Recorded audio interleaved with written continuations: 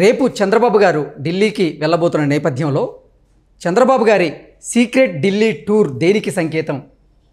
చంద్రబాబు గారు రేపు మోదీతో రహస్య భేటీ కానున్నారా అంటే అవునునై సమాధానం ఇస్తున్నారు కొంతమంది రాజకీయ విశ్లేషకులు. ఇక ఇదే అంశానికి సంబంధించి మనతో మాట్లాడేందుకు ప్రముఖ సీనియర్ జర్నలిస్ట్ దుర్గా కుమార్ గారు మనతో ఉన్నారు. ఆయనతో మాట్లాడదాం. Sir hi sir. నమస్తే. నమస్కారం కృష్ణ గారు, మన వీక్షకులకు కూడా నా నమస్కారం. సార్, రేపు చంద్రబాబు గారు ఢిల్లీ వెళ్ళబోతున్నారు. ఈ నేపథ్యంలో రకరకాల వార్తలు ప్రచారం జరుగుతున్నాయి. చంద్రబాబు గారి సీక్రెట్ ఢిల్లీ టూర్ దేనికి సంకేతం అంటే కొంతమంది ఏమో చంద్రబాబు గారు మోదీతో రహస్య భేటీ కాబోతున్నారని కొంతమంది అంటే, కొంతమంది కేసు పని మీద ఢిల్లీ వెళ్ళబోతున్నారంటూ కూడా కొంతమంది చెప్తున్నారు. అసలు ఏంటి సార్ నిజంగా చంద్రబాబు గారి ఈ సీక్రెట్ ఢిల్లీ టూర్కి కారణం ఏంటి? ఆయన నిజంగానే మోదీతో రహస్య భేటీ కానున్నారా అంటే ఏం చెప్తారు సార్? ఇప్పుడు కురుక్షేత్ర యుద్ధానికి ముందు శ్రీకృష్ణుడు కూడా ఇక కురుక్షేత్ర యుద్ధం తప్పదని అన్ని విధాలా అనిపించినప్పటికీ అయినను పోయి రావాలి హస్తినకు ఒక్కసారి అని ఒక రాయబారానికి వెళ్ళబోయే ముందు ఓ పద్యం పాడతాడు. అట్లా చెప్తాడు ఒక మాట. అంటే దాని ఉద్దేశం ఏంటంటే, ఇక ఏదైనా ఒక యుద్ధం జరగబోయే ముందు దానికి సంబంధించిన ఆపటానికి కానీ ఎలా నిర్వహించాలంటానికి కానీ ఒక రాయబారం అనేది జరగాలి. ఇప్పుడు ఒక రకంగా చంద్రబాబు నాయుడు గారు ఢిల్లీ పర్యటన అనేక పనులతో కూడుకుని ఉంటుందని నేను అనుకుంటున్నా. అంటే నాకుండా రాజకీయ జర్నలిజంలో అనుభవాన్ని బట్టి ఒకటి, ఫస్ట్ థ్యాంక్స్ గివింగ్. ఆయన అరెస్ట్ చేసినప్పుడు జాతీయ స్థాయిలో చాలామంది రాజకీయ నాయకులు ఆయనకి మద్దతుగా స్పందించారు. ఫస్ట్ ఆయన దానికి థ్యాంక్స్ గివింగ్ కోసమైనా ఢిల్లీ వెళ్తాడు. తర్వాత ఏంటంటే, ఇంకా రాబోయే 3-4 నెలల్లో లోక్సభ ఎలక్షన్లు వస్తున్నాయి. జాతీయ స్థాయి రాజకీయ నాయకుల అందరినీ కలిసి ముఖ్యుల్ని అసలు ఈ వ్యూహాలు ఎట్లా ఉంటాయి, ఏంటి, ఏం చేస్తే బెటరు, ఇప్పుడు తను ఏ ప్లేస్ తీసుకోవాలి, ఎటు తీసుకోవాలి, తీసుకుంటే బెటరా తీసుకోకపోతే బెటరా. ఎందుకంటే చంద్రబాబు నాయుడు గారి ప్రత్యేకమైన పరిస్థితులు ఉన్నాయి ఆయనకి. ఆయన ఒక ప్రాంతీయ పార్టీగా ఉన్నాడు. రెండోది ఏంటంటే, ఇప్పుడు అక్కడ ఎదుర్కొంటున్న పరిస్థితి కూడా ఆంధ్రప్రదేశ్లో ఒక భిన్నమైన వ్యక్తిని ఎదుర్కొంటున్నాడు. ఆయనకి గతంలో రాజకీయంగా పెద్ద అనుభవం లేదు. తర్వాత ఢిల్లీ వర్గాల్లో పెద్ద విశ్వసనీయమైన పేరు లేదు.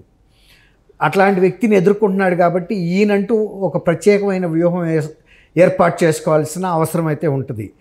అది వ్యూహానికి అందని వ్యక్తి.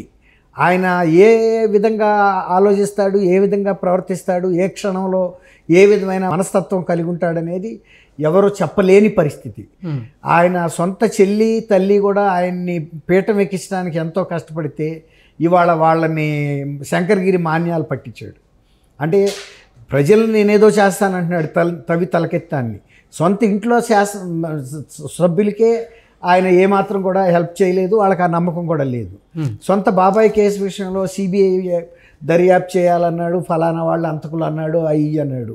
ఆయనే ముఖ్యమంత్రి అయిన తర్వాత కూడా బాబాయ్ హత్య మీద ఆయన తీసుకున్న చర్యలు ఏమీ లేవు. ఇంకా పైగా హంతకులని సిబిఐ పేరు పెట్టిన వ్యక్తుల్ని కాపాడటం కోసం ఆయన పదవిని పూర్తిగా ఉపయోగించాడు. రాష్ట్రానికి ప్రయోజనం చేకూర్చడానికి ఉపయోగించకపోయినా అలాంటి సొంత పనులకు ఎక్కువ ఉపయోగించాడు. అట్లా చంద్రబాబు నాయుడు గారు అటువంటి వ్యక్తిని ఎదుర్కొంటున్నాడు. కాబట్టి ఆయనకంటూ ఒక వర్గం జాతీయ స్థాయిలో ఇటువంటి సంఘటనలు జరగవని చెప్పడానికి లేదు. రేపు రాబోయేది ఇంకా క్రూషియల్ టైం, ఎలక్షన్ ముందు. ఈయన ఏ విధమైన ఇబ్బందులకు గురి చేసినా కూడా జాతీయ స్థాయిలో స్పందించే నాయకుల్ని ఆయన కొంత ఏర్పాటు చేసుకోవాలి, అటువంటి ఏర్పాట్లు. రెండోది, లీగల్గా లాయర్లకు సంబంధించిన ఇష్యూస్ ఇప్పుడు అనేక కేసులు పెట్టడానికి కూడా రెడీగా ఉన్నాయి. వాటి గురించి కానీ ఇప్పుడు పెట్టిన కేసు విషయంలో కూడా స్వయంగా లాయర్లను కలిసి మాట్లాడుకోవటం లాంటివి ఉంటాయి. ఇప్పుడు నడ్డా గారు లాంటి ఆయన Z+ కేటగిరీలో ఉన్నారు. ఢిల్లీ వెళ్ళినా ఎక్కడికి వెళ్ళినా ఆ కేటగిరీ ఆ ప్రోటోకాల్ అంతా ఉంటుంది. ఆయన ఎవరిని కలిసేది రహస్యంగా ఉంచడానికి పెద్దగా అవకాశం అయితే లేదు నాకు తెలిసినంతవరకు. అది కష్టం మీద ఎప్పుడన్నా ప్రైవేట్గా వెళ్తే వెళ్ళాలి. ఏదుంటే ఇప్పుడు నడ్డా గారు లాంటి వ్యక్తి డైరెక్ట్గా చంద్రబాబు గారి గురించి మంచి వ్యాఖ్యానం చేశాడు, అటువంటి వ్యక్తిని అరెస్ట్ చేయటం తగదని. అట్లాగే ఇప్పుడు అమిత్ షా గారు కానీ మోడీ గారు కానీ ఈయన కలవకూడని వ్యక్తులేం కాదు. అట్లాగే ఈ ఇండియా కూటమిలో వ్యక్తులతో కూడా కొంతమంది అంతకుముందు ఈయన కూటమిలో పనిచేసిన మమతా బెనర్జీ వీళ్ళంతా కూడా ఉన్నారు. అటువంటి నాయకులు ఢిల్లీలో అందుబాటులో ఉన్న వాళ్ళ ప్రతినిధులను కానీ కలిసే అవకాశం ఉంటుంది. ఇది పూర్తిగా ఆయన రాజకీయమైనటువంటి పర్పస్ మీద వెళ్ళేదే తప్ప, తర్వాత రెండోది తన సొంత లీగల్కి సంబంధించిన ఇష్యూస్ కేసెస్ గురించి ఉంటుంది తప్ప మరొకటి అయితే ఉండదు. అయితే షా గారిని కానీ మోడీ గారిని కానీ కలవకూడదని కూడా ఉండదు, కలిసే అవకాశాలు కూడా మెండుగా ఉన్నాయి. ఎందుకంటే ఇప్పుడు మోడీ కానీ షా కానీ ఇప్పటికి ఈయన విషయంలో జరిగిన కొన్ని తప్పులు వాళ్ళ పార్టీకి కూడా ఎఫెక్ట్ అవుతుందనే భావన వాళ్ళకి కలిగింది. జగన్మోహన్ రెడ్డి గారు ఏదైనా చేయగలడు, ఆయన మొండి మనిషి, ఆయనది సొంత కుంపటి పార్టీ అనేది. కానీ బీజేపీ అట్లాంటి పార్టీ కాదు కదండి. 4 కాలాల పాటు అధికారంలో ఉండాల్సిన పార్టీ, నలుగురు కలిసి సమైక్యంగా నిర్ణయం తీసుకోవాల్సిన పార్టీ.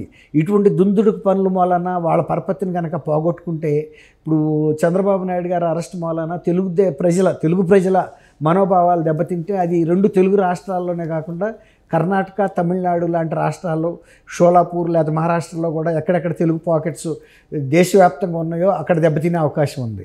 రెండోది ఏంటంటే, జాతీయ స్థాయిలో రాజకీయ వర్గాల్లో కూడా ఈ బీజేపీ లాంటి పెద్ద పార్టీ అన్యాయమైన వ్యక్తికి సపోర్ట్ చేస్తూ చంద్రబాబు నాయుడు లాంటి జాతీయ స్థాయిలో తెలిసిన వ్యక్తిని అనవసరంగా అరెస్ట్ చేసి తర్వాత కనీస వస్తువులు కూడా ఇవ్వకుండా ఇబ్బందులు పెడుతున్న వ్యక్తిని కొమ్ము కాశారంటే వాళ్ళ పరపతి కూడా దెబ్బతింటుందని వాళ్ళు గమనించే లోకేష్ గారిని కూడా పిలిచారు.